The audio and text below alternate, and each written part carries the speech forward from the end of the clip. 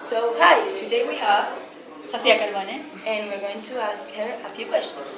So, Sofia, tell me, do you have an addiction Yes, I'm addicted to sleep. to sleep? Wow, and how do you get into it? Is there a deep reason for you to sleep more? I think that when I was a teenager, I started to sleep a lot in order to avoid problems. Okay. And that became probably an addiction.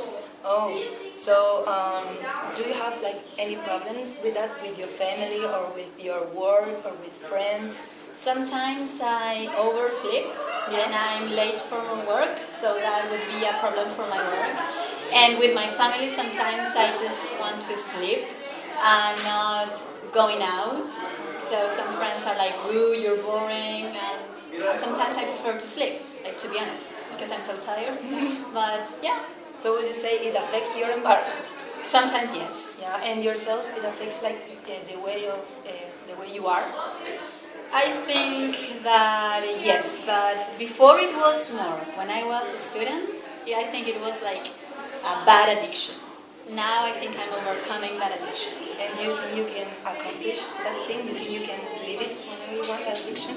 And you can stop sleeping too much? No, I'm not sure. No, I'm not sure You don't now. think you're able to do it? I'm not sure because I've tried, but I still continue sleeping a lot. The thing is that every moment that I have free, I sleep. Really? Everywhere I am. I mean, I can be at my mom's house, at a friend's house, everywhere. And do you think if earlier, when you were a child, you will be able to change it? Would you change it?